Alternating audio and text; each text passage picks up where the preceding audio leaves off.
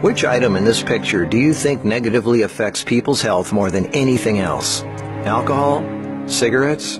The donut?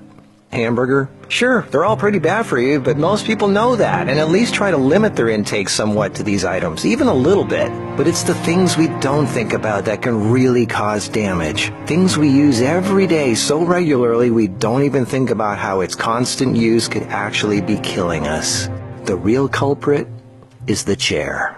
We were given legs for a reason. Most third world cultures don't even have chairs, and they walk an average of 10 miles a day. We in the modern world, on the other hand, spend most of our entire waking days sitting down. People go right from bed to sitting on the toilet, after which they sit at the breakfast table, then they sit in a car as they drive to work and spend the entire day sitting at a desk, only getting up to sit in the toilet and in the cafeteria. Then they sit in the car to drive and sit at the local bar for happy hour. Then when they've had enough of that, they go drive home and spend the rest of the day sitting in a comfortable chair watching TV before they crawl to bed to recover from all the physical exertion that day. And when people go out, they sit at a restaurant or a movie theater. Sitting all day is far worse for you than you might think. A 2010 American Cancer Society study following over 123,000 people from 1993 to 2016 found these alarming results. People who were inactive and sat for over 6 hours a day were 94% more likely to die during the time period studied than those who were physically active and sat less than 3 hours a day.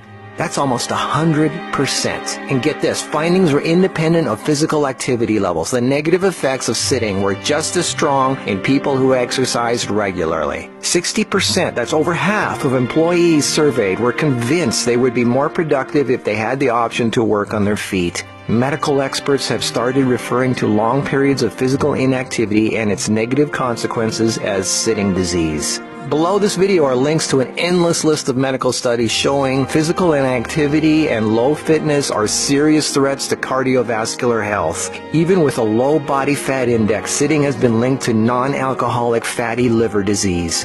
Studies showing differences in brachial and femoral artery responses to prolonged sitting. Studies showing reducing sedentary time may protect DNA. Sedentary lifestyle has been linked to depression. How sitting less increases muscle mass. Multiple studies linking diabetes to inactivity and sitting. Cells in idle muscles don't respond well to insulin, so the pancreas produces more and more, leading to diabetes. And how 5 minutes of standing every half hour can improve glucose metabolism and really help postmenopausal women who are pre-diabetic. Blood pressure drops when standing compared to sitting. A Cornell University study found that sitting more than 1 hour induces biochemical changes in lipoprotein lipase activity, that's an enzyme involved in fat metabolism, and glucose metabolism, leading to deposits of fats in adipose tissue rather than being metabolized by muscle, and increases heart attack risk, coronary heart disease, and kidney disease. This happens in both fit people who do regular aerobic activity and also unfit overweight people. This means regular exercise does not cancel out these effects of sitting the rest of the day. Sitting a lot is asking for trouble, no matter who you are.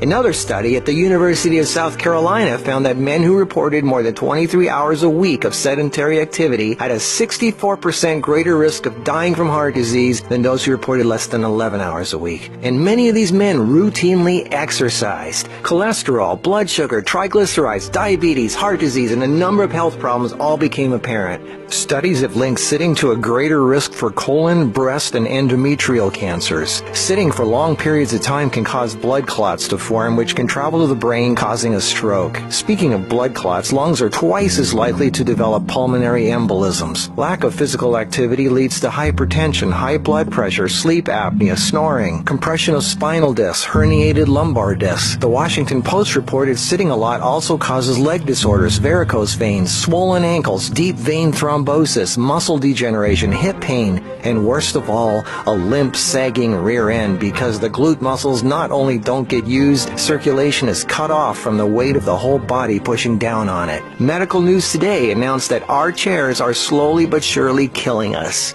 The links to all these studies are listed below this video. So what do? We have to work, right? Well, the first thing to have to look at, obviously, is our desk. It's actually becoming commonplace in many offices, factories, and even schools globally to switch to standing desks. They even have desks that instantly adjust from sitting to standing position and back down again as needed. Just Google standing desks and you get all kinds of companies. I myself use standing desks to do my video editing and even have a treadmill desk for doing my office work and online stuff. I find this much more effective than the bicycle desk I have for working on the computer. Even though my legs are moving, you're still sitting, and the leg muscles are not supporting the weight of the body. And this is why being on our feet is so important and effective.